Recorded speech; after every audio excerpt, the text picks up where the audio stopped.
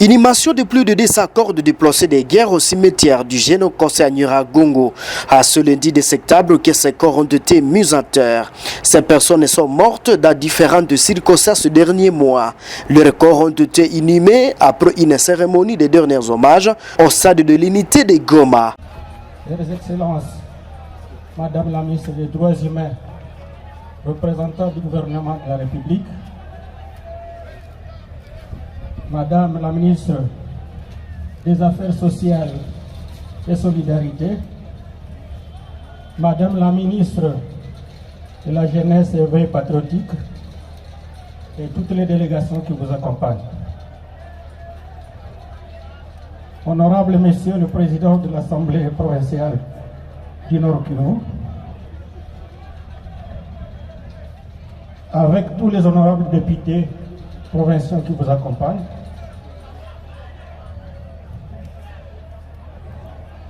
Monsieur le commandant des opérations militaires du Nord et Sud Kivu Mongera, Monsieur le membre du comité provincial de sécurité, Mesdames et Messieurs les membres du cabinet du gouverneur de la province, Mesdames et Messieurs les chefs des agences du système des Nations Unies et des organisations internationales, Messieurs les chefs de bureau de la MONUSCO, Mesdames et Messieurs les chefs de division provinciale de l'administration publique, Messieurs les directeurs provinciaux des entreprises et portefeuilles services publics, Monsieur le maire de Goma, Messieurs les bourgmestres des communes de Goma et Karisimbi, Monsieur l'administrateur du territoire de Nyiragongo, Mesdames et Messieurs les conseillers communaux de la ville de Goma, Mesdames et Messieurs les chefs de quartier et autres cadres de base, Monsieur le Président de la société civile de la province du Nord-Kivu,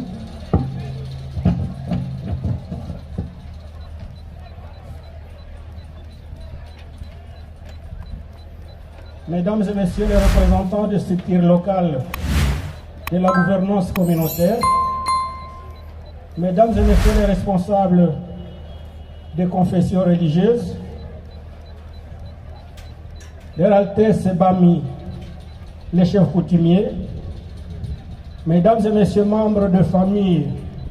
victimes du génocide dû au pillage de nos ressources naturelles exécutées à travers la guerre d'agression nous imposée par les Rwandais et autres ennemis de la paix, chers compatriotes, illustres disparus, physiquement à cause de la barbarie humaine, me vivant dans nos mémoires collectives, depuis plus de 3 décennies, notre cher pays, la République démocratique du Congo, est confronté à un cycle infernal de guerre et autres violences lui imposées par les puissances étrangères qui planifient la balkanisation de notre beau pays, dénoncé par Patrice Emery Lumumba de l'indépendance. Ceci, c'est des niches de certains pays voisins qui se camouflent souvent à travers des pseudo-mouvements rebelles, comme c'est le cas aujourd'hui du Rwanda, avec ses supplétifs du M23, RDF, AFC et les terroristes ADF, MTN, ISCAP. Ce génocide de notre peuple sur sa propre terre ancestrale révolte nos cœurs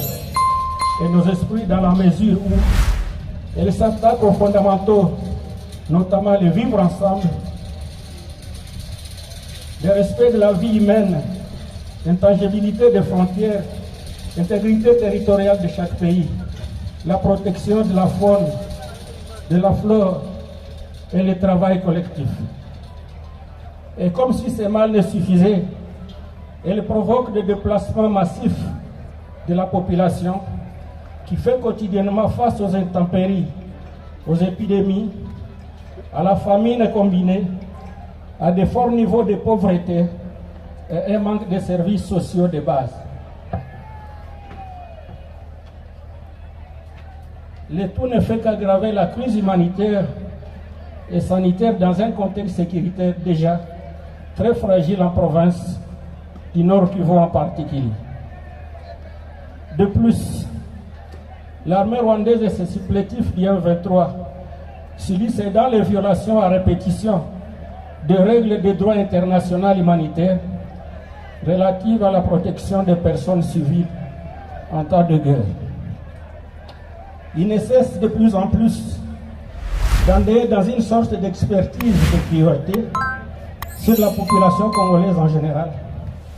et celle du Nord Kivu en particulier. Ils se sentent à l'aise de commettre des crimes contre l'humanité, des génocides et autres violations graves du droit de l'homme dans plusieurs agglomérations de notre chère province. Et cela sous le silence coupable de certains membres plus influents de la communauté internationale. Mesdames et messieurs, pas plus tard que le 15 mai 2024, nous avions procédé aux funérailles des échantillons de victimes des bombardements délibérés des sites déplacés internes de la 8e CEPA par l'armée rwandaise et ses supplétifs. Les autres victimes du même mode opératoire sanguinaire ne sont pas oubliées.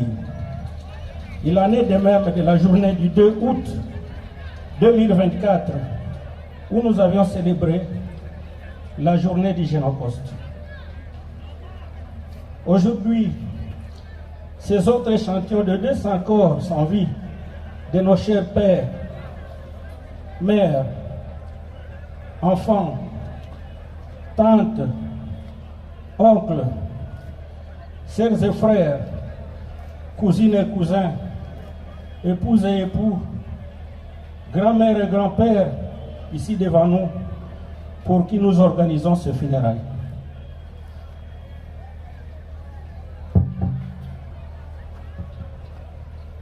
Je sais que vous suivez cette triste cérémonie de près ou de loin. Mais sachez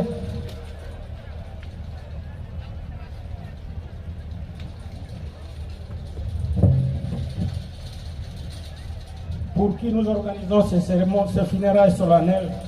à la fois dans la douleur profonde et l'espérance en la résurrection dans Jésus-Christ, nous Congolais étant un peuple profondément croyant. Mesdames et messieurs, nous, vos familles, vos proches, vos collègues et tous ceux qui vont aimer sommes en ces lieux que vous avez hélas côtoyés pour vous rendre hommage. Nous sommes là réunis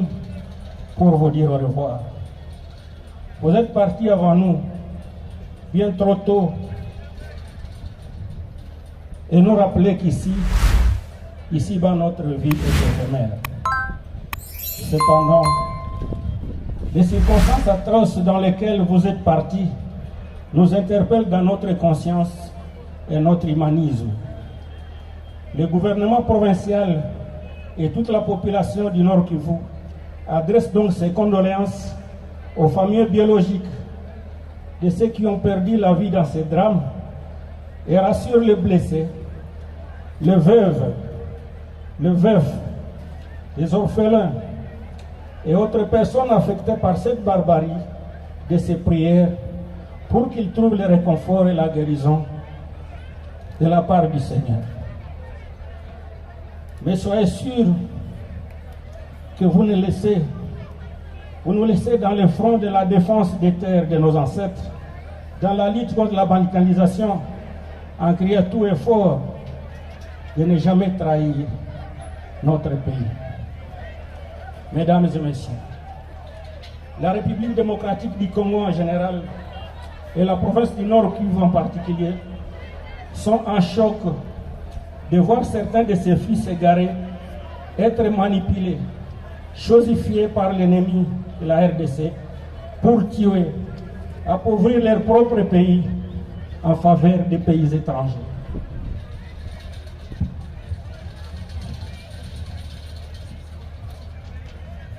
Je sais que vous suivez cette triste cérémonie de près ou de loin, mais sachez que les sangs innocents de ces victimes, les souffrances de ces veuves, orphelins, blessés de guerre, violés, déplacés, crient vengeance. Vous et vos progénitures, vous en payerez cher tôt ou tard. C'est pourquoi j'ai saisi cette occasion pour réitérer mes hommages le plus déférents à son Excellence Félix Antoine Tshisekedi, président de la République démocratique du Congo, chef de l'État, commandant suprême des FARDC de la police nationale, pour toutes ces tentatives de la restauration de la paix et de la sécurité en général, et à l'est du pays en particulier. De même que ma reconnaissance daigne atteindre tous les peuples congolais pour son élan de solidarité, son esprit d'unité et son éveil patriotique, ainsi que sa résilience devant les velléités belliqueuses de la balkanisation auquel la RDC fait face. Enfin, mes remerciements vont directement aux pays amis et partenaires bilatéraux et multilatéraux pour les multiples gestes de compassion et de solidarité à l'endroit de la population kivusienne, victime de ces génocides perpétrés par les puissances obscures, prédateurs de nos ressources naturelles à travers certains pays voisins. Le peuple congolais en général et la population du Nord Kivu en particulier assurent une immortalisation des illustres disparus à travers leurs prières et la victoire totale sur l'ennemi.